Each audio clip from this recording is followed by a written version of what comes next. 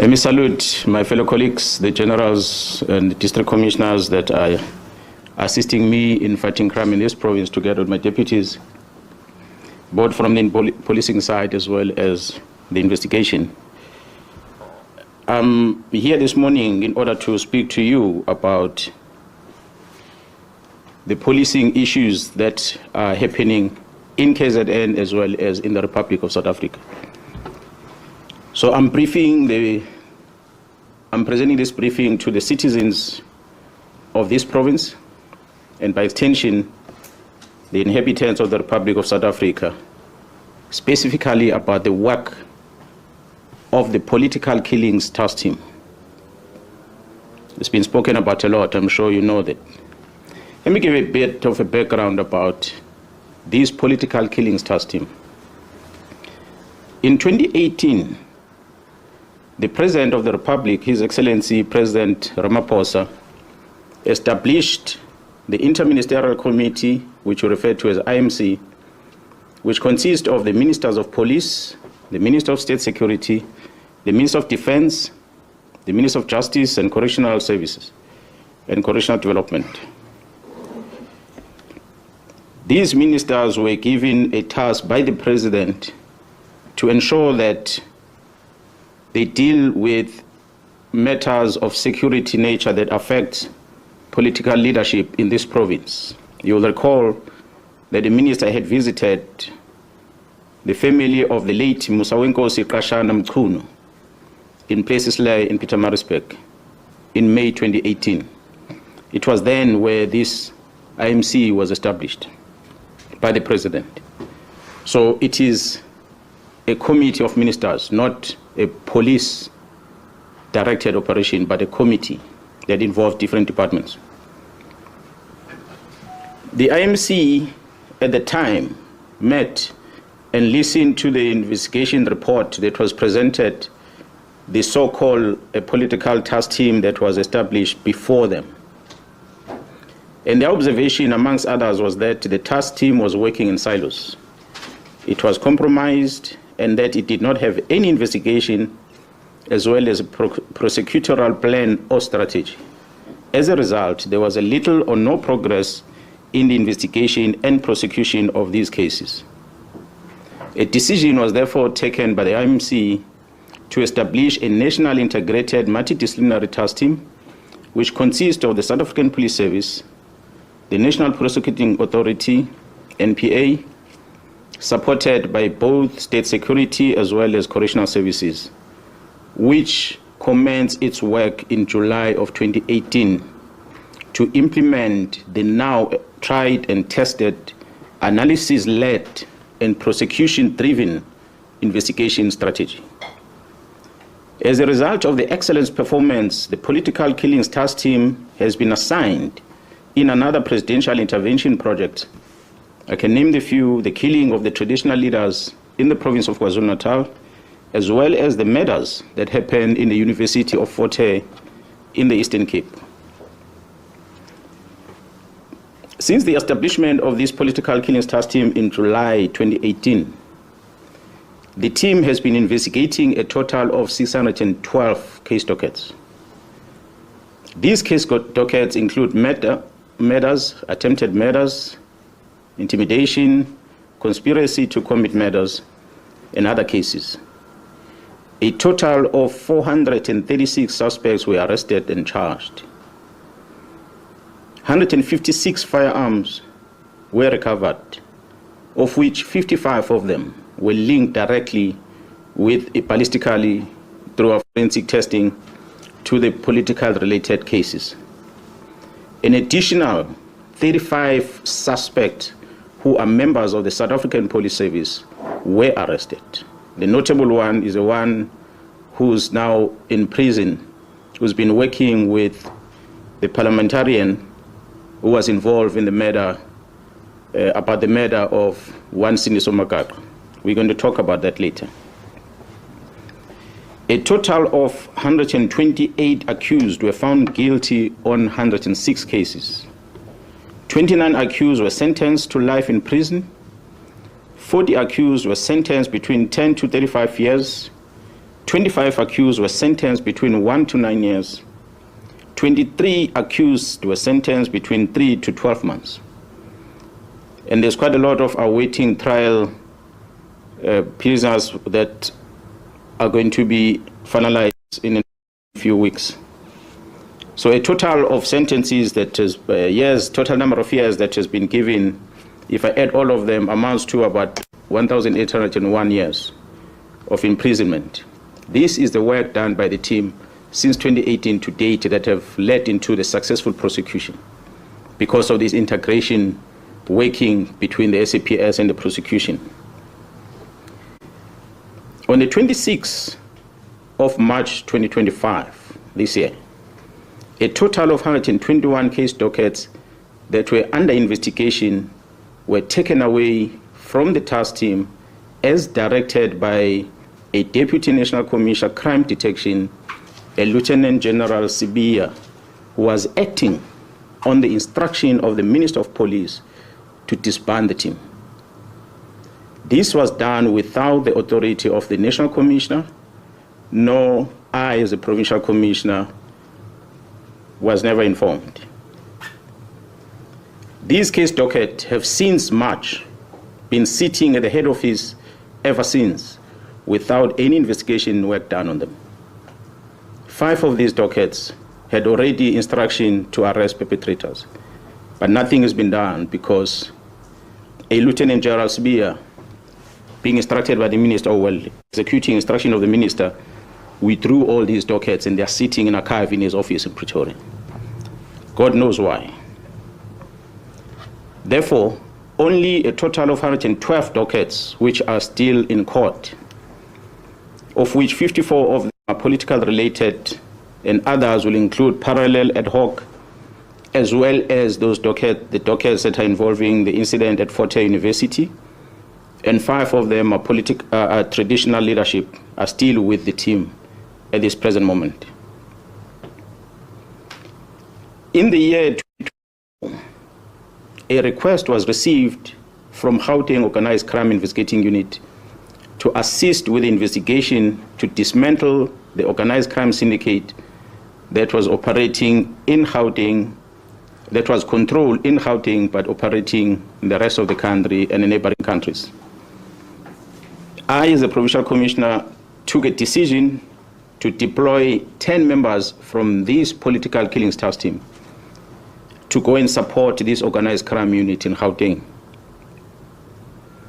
I can tell South Africans that this decision was a for the disbandment letter of this team because they overstepped their mandate of only focusing in KZN. They went to support Gauteng organized crime unit with the dismantling of a criminal syndicate.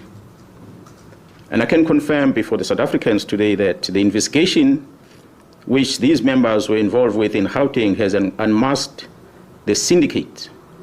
And this syndicate involves, amongst others, politicians who are currently serving in Parliament. The law enforcement officers include the members of the South African Police Service, the Metro Police, and Correctional Services. They include prosecutors in Gauteng province, the judiciary, and all these are controlled by the drug cartel as well as business people in that province of Gauteng. This act, of course, undermines the criminal justice system in this country. Mr. Brown Mokhotsi sends a WhatsApp message to myself, Lieutenant General Mkhwanazi, regarding the allegation on the defeating the ends of justice matters which were widely publicized, which involves an incident that happened at the Correctional Service at Mpangeni in KwaZulu-Natal. Mr. Brown sends this message in September last year, long before the news came out in public about the incident that happened at Mpangeni. He sends this message. In this message that he sends to the Provincial Commissioner, he attaches a police letter and he attaches a copy of the occurrence book, a register that is used at the police station that's supposed to only be accessed by police officers. But Mr. Brown, who's not a police officer, attaches those in his message and he sends it to the Provincial Commission. His word says is a plot to charge you. Mr. Brown Mkhwanazi also sends a screenshot of a presentation that was made on the 30th of September 2024, a presentation that was titled 2024-2025 Division Crime Intelligence Policies. He sends this to myself, Lieutenant General Mkhwanazi, as a Provincial Commissioner of KwaZulu-Natal. Surely this must have been a classified information where crime intelligence are presenting their policies. But this man has access to that, and he's not a policeman. When asked to share the copy of this presentation through that WhatsApp communication, he responded by saying, General Khan will brief you next week. There's only one General Khan in the South African Police Service, so is one Lieutenant General Sibiya in the South African Police Service. I've never heard of any other Lieutenant Generals in any other way in the security cluster in the country with the very same names. So I assume that I know very well. He further wrote on the very same WhatsApp message. He said that, I quote, the minister is briefed. He has just arrived in Lusikisiki, end quote. You will recall, colleagues, that we had an incident in Lusikisiki, a mass murder that happened there. And the Minister of Police had gone visiting the families and that crime scene. So after this communication, the Provincial Commissioner called the Chief of Staff, Mr. Nkabinde, the Chief of Staff of the Minister of Police, and asked the Chief of Staff, who is this Brown Mkhwanazi? This Brown Mkhwanazi seems to be traveling with the minister to Lusikisiki. Who is he? Because I've never heard of him. The response from the Chief of Staff was that Mr. Brown Mkhwanazi is an associate of the minister, but is not employed in a department. That's when I got a confirmation about Mr. Brown Mkhwanazi. And I asked the Chief of Staff to send the phone number of this Brown Mkhwanazi, of which he did. It is that number that made me to confirm that indeed the person who's sending me WhatsApp messages is the same person that is called Brown Mkhwanazi and is from Northwest. On the 5th of March 2025, the South African Police appeared before the Portfolio Committee in Parliament. A presentation was made to this Portfolio Committee by the Provincial Commissioner of KwaZulu-Natal, which included the allegations of an associate of the Minister of Police, Mr. Brown Mkhwanazi. The minister denied on record. Go and Google a visual presentation to the Portfolio Committee on the 5th of March this year, towards the end of that briefing, where the Minister of Police responded and he said he does not know this Mr. Brown Mkhwanazi. He said that in Parliament. However, the minister confirmed that he knows this Mr. Brown Mkhwanazi during a telephone conversation that he had, which was posted on X under the handler at Load Care. This was on the 30th of March, where he confirmed that this was his comrade from Northwest. The conversation between the minister and that lady is available. You can go on X and find it on the 30th. If it has been removed from that account, as we finish this briefing, I'll share that with you. The evidence has been found in the cell phone of Mr. Vusimus, also known as Cat Nhlanhla, which shows the communication between Mr. Brown Mkhwanazi and the Minister of Police, Mr. Senzo Mchunu. As I said, this was the beginning of the closure of the political task team. I've tried to outline some sequence of events.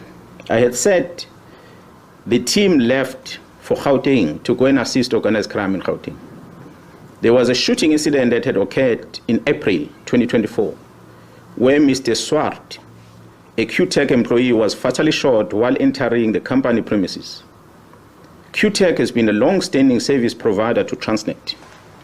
Shortly after the incident, 3 suspects, including a warrant officer, a South African Police Service warrant officer, a detective Tau Pule, were arrested in Johannesburg. During the arrest, weapons that were used in this matter, which was an AK-47 and a pistol, along with cell phones, were confiscated. I must applaud the team in Gauteng who had effected this arrest before the arrival of the team in KZN. It is the challenges that this investigating team of Gauteng encountered that led into the invitation to the KwaZulu-Natal police to go and assist. The KwaZulu-Natal Political Killings Task Team arrival, they took these weapons and they went and tested them. So they conducted a ballistic test in order to check whether these firearms were linked with that murder and many other murders perhaps that will have occurred in the country. Maybe let me pause on that one and come back into what had happened prior to us receiving the results from the task team, ballistic test result. On the 6th of December 2024, the task team visited the premises of the 2 of the high-profile syndicate, of which one, Mr. Katiso Molefe, was arrested for the murder of Mr. Swart of QTech. During that arrest, unusual activities were observed whilst the team were busy with the operation. These activities included a dispatching of members of the South African Police Service under the command of a senior manager at the head office to go and interrupt the operation that was unfolding. Fortunately, when they arrived there, the members realized that it is indeed a police operation, so they allowed the members to carry out their operation without disturbance. On the 30th December 2024, the ballistic expert issued a ballistic report which linked these firearms not only with the murder of Mr. Swart, but these firearms were linked with a number of high-profile cases. And these cases include very high-profile South African artists that were murdered in Gauteng, which occurred dating back as far as 2021. I'm not going to mention them, but we have them on record. On the 31st of December 2024, the Minister of Police, Mr. Senzo Mchunu, issues a letter to disband the political killings task team and to suspend the filling of vacancies within crime intelligence. In January, February, and April this year, the Deputy National Commissioner Crime Detection, Lieutenant General Sibia, issued written instructions withdrawing all these cases from the task team to his office.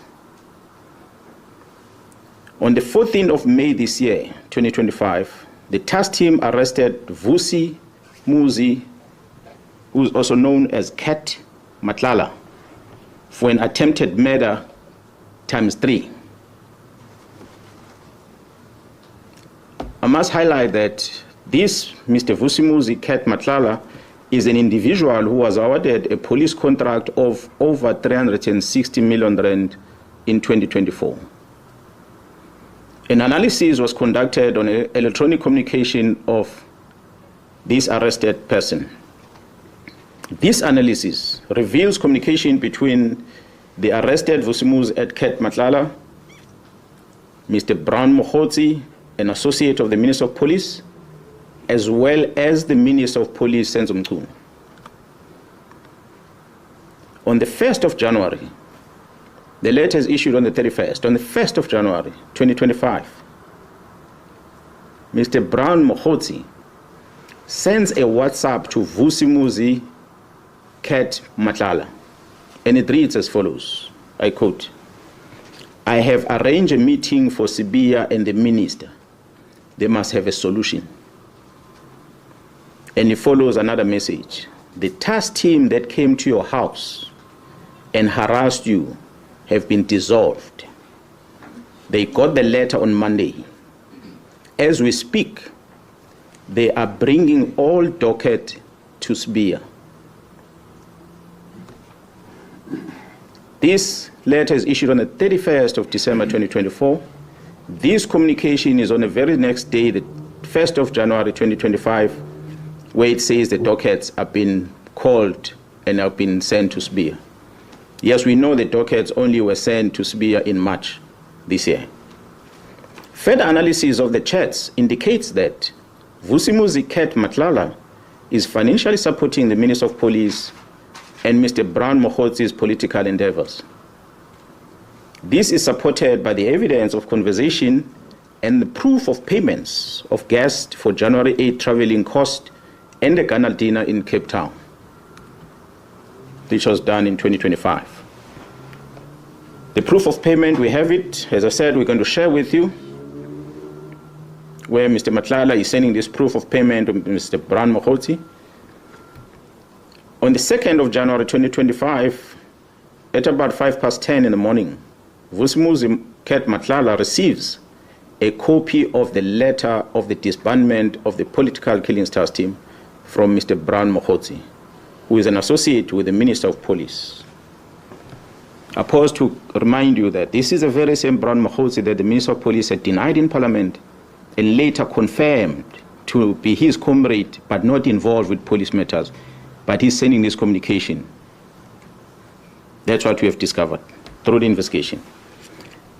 On the 14th of January 2025, Mr. Brown communicates with Mr. Vusimuzi Cat Matlala as follows, I quote, "Sure, don't forget to work on your invoices." On the 15th January, Mr. Vusimuzi Cat Matlala responds with a screenshot of an invoice that he has submitted to the South African Police Service, which I guess was due for payment on his contract. On the 26th of January 2025, Mr. Brown Mkhwanazi sent a message to the Minister of Police, Senzo Mchunu, which reads as follows, I quote, "The guy of the funding in bracket 20 is also in Joburg from Tuesday. He is the one I said has a 3 billion contract with SAPS." Close quote. Open quote, again another message. "I am also meeting with the DNC and the COS today." Now, in the abbreviation, the DNC in the South African Police Service is referred to as the Deputy National Commissioner, and the COS would be, in this regard, the Chief of Staff. He says, "I'm also meeting with the DNC and Chief of Staff today in Durban for finalization of Khumalo and General Mkhwanazi's matter." Close quote. Another message reads, "DNC is waiting for the Chief of Staff here. This is very significant." Close quote. This is extracted from the communication of the arrested person. So we ask ourselves a question: is there a theory of conspiracy targeting senior officers involving the Minister of Police in this country? On the 31st of December, we have seen Mr. Brown Mkhwanazi sending the following message to the Minister of Police, which reads, "Minister, I'm going to get the case number and the judgment for you. Now we got something proven by the court. This is a matter now which either Sibiya or the minister can charge Khumalo and apply Rule 9 of the disciplinary regulations of the South African Police Service. It took the Constitutional Court to release a man who was sentenced to life imprisonment through a forced Section 204 confession.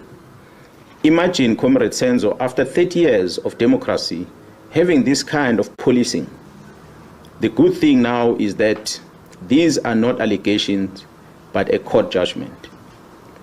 This is extracted from a conversation that Mr. Brown Mokgotsi is sending to the Minister of Police.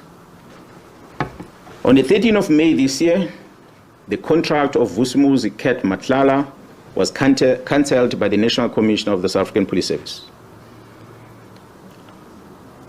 On the 14th of May this year, Vusumuzi Ket Matlala sent a message to Brown Mokgotsi, which reads, I quote, "Morning, just to let you know that my contract was cancelled yesterday, and I see you've been ignoring me and promising me things that never happened. Luckily, of every conversation, just in case something like this might happen, I'm taking all this to media and some to court on Friday when I do the interdict." Close quote. On the 30th of May, 2025, the Investigative Directorate Against Corruption, which is referred to as IDEC, requests the exhibits from the cell phone of Vusumuzi Ket Matlala from the political killings task team, and they download the content of the cell phone. IDEC is a unit that was established to deal with corruptions in the country. We don't know what is it that we're investigating for them to come and ask for these cell phone downloads. On the 25th of May, on the 30th of May, I beg your pardon. On the 25th of June this year, the project coordinator of the political killings task team is arrested by IDEC. A dramatic arrest. A dramatic arrest.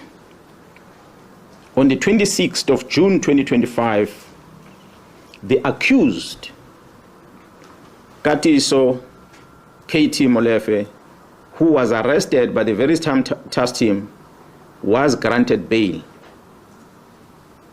Guess that one went under the radar.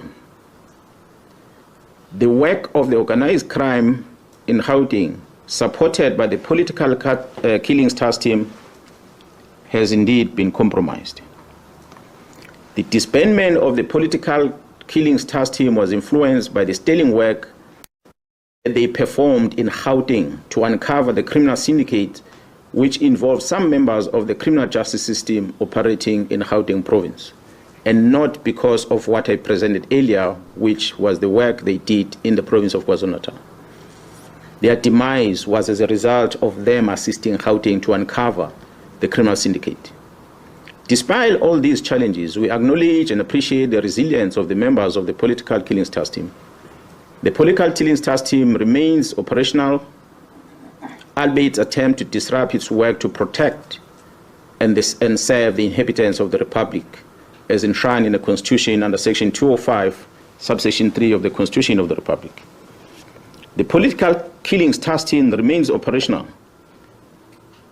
Therefore, we have embarked on a process of registering a criminal investigation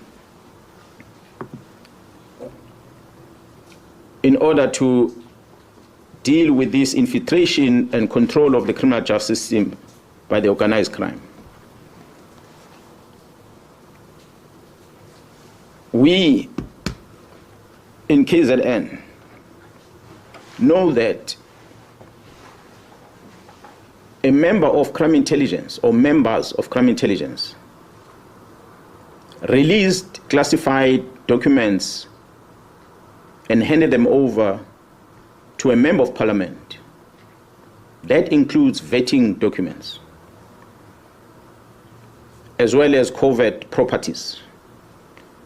We all know in the country that the Joint Standing Committee of Intelligence is the one that must supervise the operations of a secret fund account, not only for the South African Police Service, but all the intelligence agencies in the country. That the members of crime intelligence gave these documents to the member of parliament, and the member of parliament registered a criminal case in Gauteng where he was alleging that some of the officials within crime intelligence were issued fraudulent vetting clearance certificates.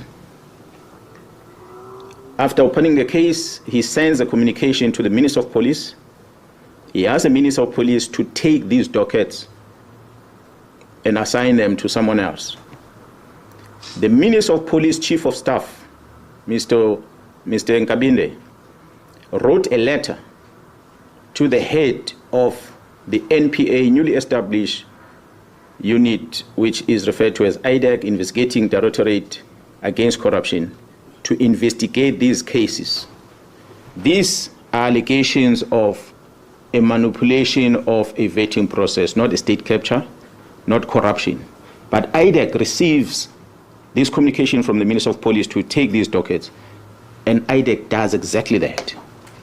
They go and take these dockets and they investigate them. I wonder whether is this what the unit IDEC was established for? The Minister of Police invited and facilitated the peace talk between myself, the Provincial Commissioner of KwaZulu-Natal, and the Deputy National Commissioner, Lieutenant General Nhlanhla Mkhwanazi, in his office, in his house, State House, official residence in Pretoria.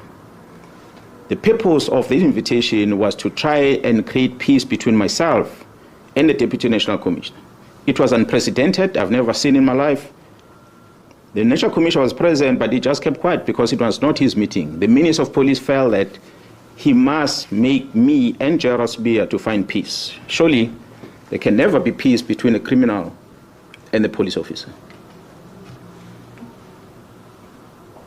As we speak, the South African Police Service, KwaZulu-Natal, still does not have a leader within crime intelligence because of the letter where the minister suspended the filling of vacancies at crime intelligence, which is dated the 31st of December. So to date, we don't have a command of crime intelligence in this province. We are trying to figure out on our own how to infiltrate syndicates because the minister decided these posts must not be filled.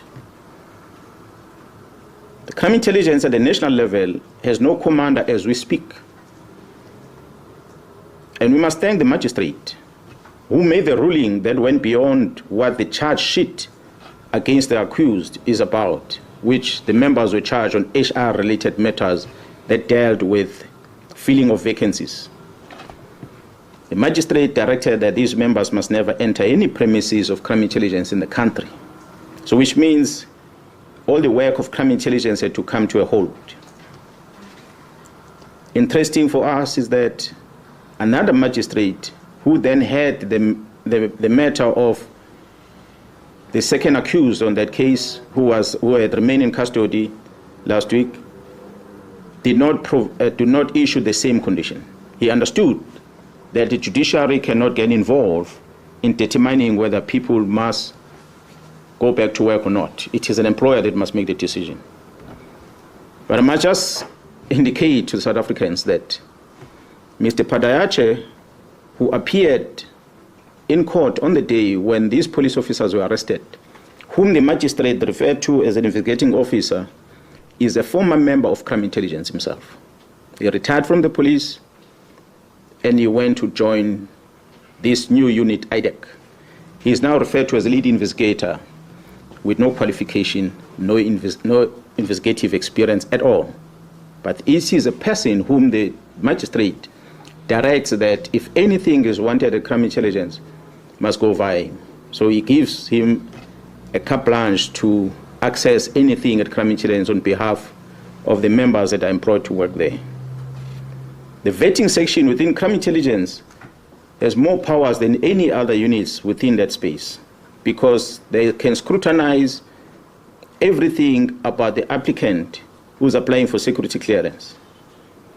And they can manipulate that security clearance process for their own benefit.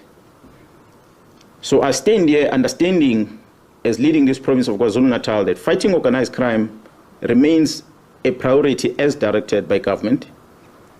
The National Commissioner remains my commander and the commander of all of us as we wear this uniform.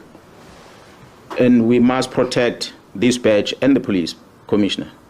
I call on all men and women in law enforcement, the South African Police Service and Metro Police to stand up and protect our people. Yes, sometimes law can stand on the way to achieve justice. We must choose justice. Thank you so much for listening to me.